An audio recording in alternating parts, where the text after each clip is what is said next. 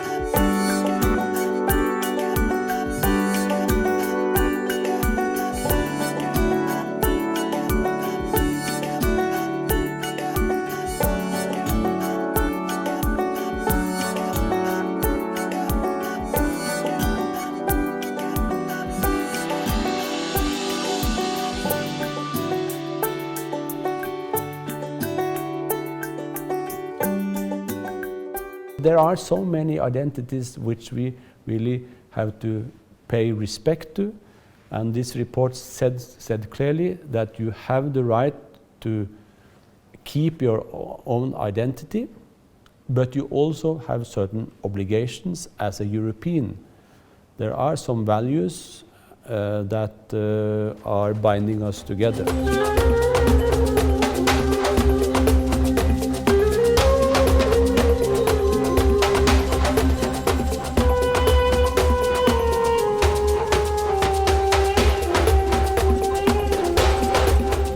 So much has been said about multiculturalism that we thought it is important to come up with this new notion that underlines living together, and I believe our subtitle is also very important because, we basically say, combining diversity and freedom.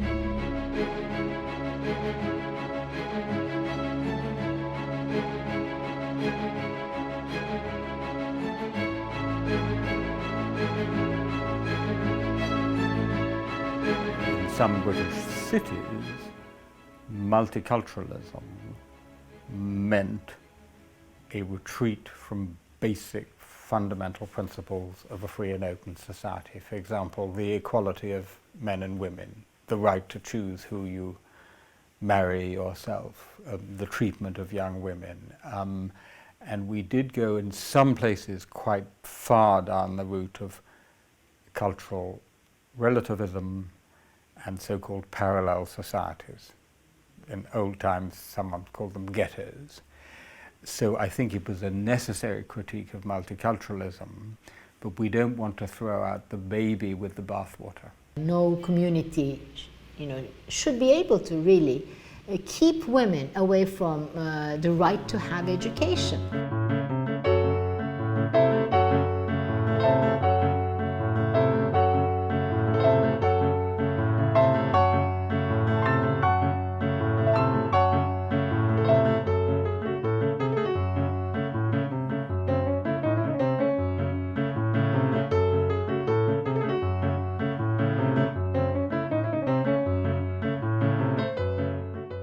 Le pire, c'est de laisser les immigrés, disons, dans cette zone grise où ils sont tolérés mais pas responsabilisés. Ils sont illégaux parce qu'ils n'ont pas les papiers, ils sont illégaux parce qu'ils n'ont pas les papiers. Comme ils sont illégaux, ils sont évidemment victimes et sujets à toutes sortes de pressions, même de chantage. Et donc, ils sont à la limite de la criminalité, pas parce que parfois ils la choisissent, mais parce qu'ils en sont presque obligés. This is not the era of, glorifying the notion of nation, like, ethnos, right? Because the reality is, there are a mixed group of people living in all these societies. So if you deny citizenship to them, you are denying quite basic rights, really.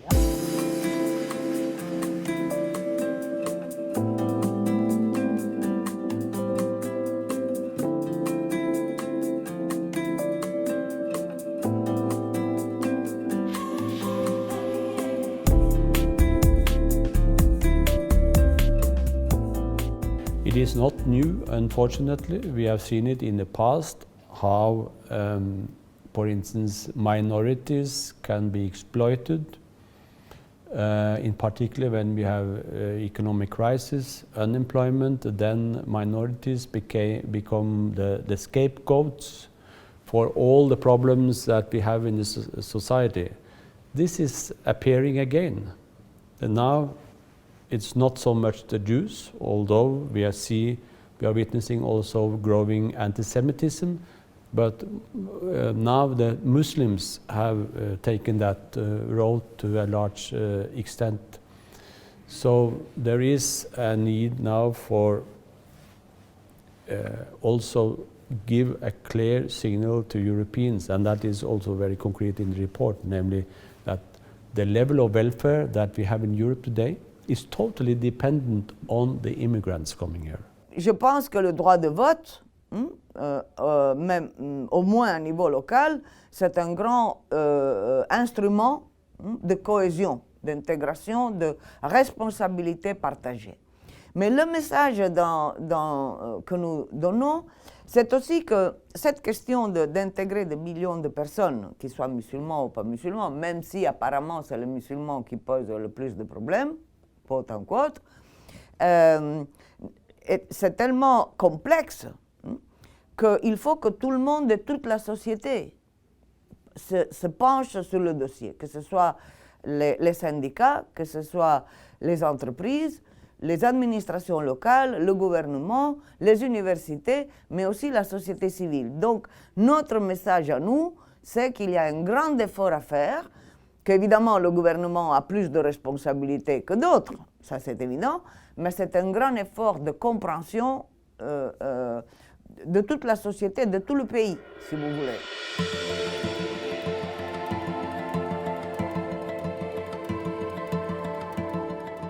I think it's a nonsense in the 21st century liberal society to have an established church, but I would allow more freedoms for articulation of religious identity in the public sphere than in France. In my view, I regard, for example, the debate about the burqa as a totally marginal and slightly absurd debate, a displacement debate. In reality, it's a matter of a few thousand women in France, some of whom we know have freely chosen to wear this rather uncomfortable garb. That seems to me an example where we should be more tolerant and more relaxed while defending the essentials of a free society, such as free speech.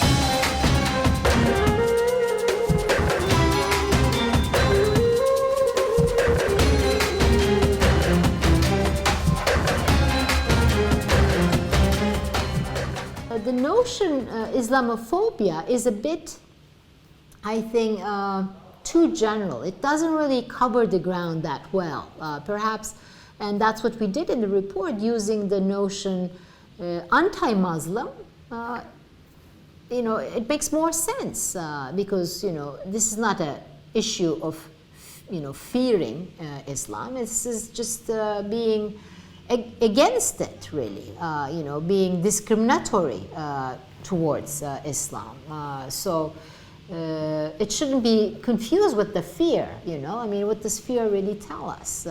It's something that is probably pumped in movies and in television by the discourses of some political party leaders. But fear, what is more important than fear, is discrimination, really. I think that obviously because the larger Muslim populations from immigration are in Western Europe, you have a particular complex there. But we forget that in the Balkans, in countries like Bosnia and Kosovo, you've had Muslim communities for centuries. In Eastern Europe, the most shocking example of intolerance, discrimination, harassment, inequality is the treatment of the Roma. And this is something that we in the west of Europe have hardly woken up to, but in many respects it's worse than all but the very worst treatment of Muslims in Western Europe.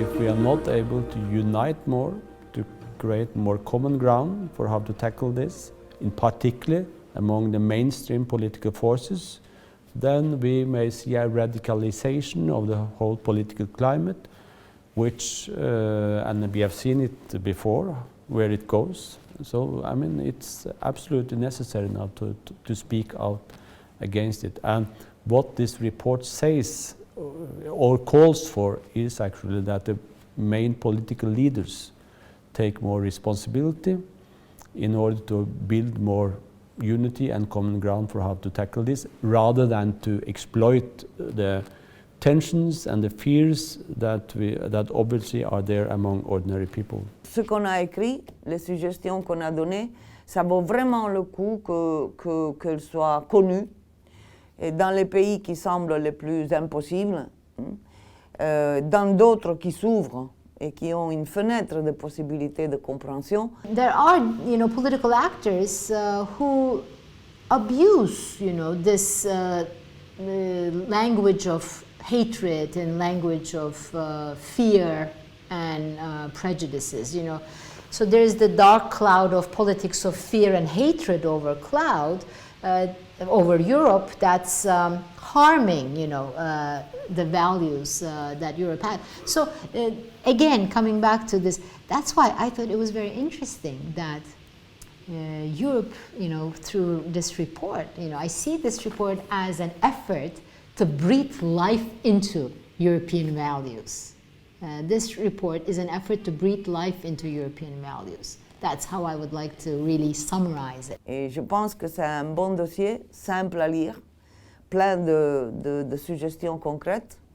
Et j'espère vraiment que ce soit les syndicats, que ce soit Confindustria, que ce soit les écoles, l'administration, le ministère de l'Éducation, ils se penchent sur ce dossier. Ils vont trouver des suggestions très importantes qui peuvent changer la vie, de la nôtre déjà pour commencer, et celle de ceux qui habitent chez nous pour choix, par nécessité, mais que de toute façon, réussir à vivre ensemble en liberté et diversité, c'est vraiment le défi de l'Europe.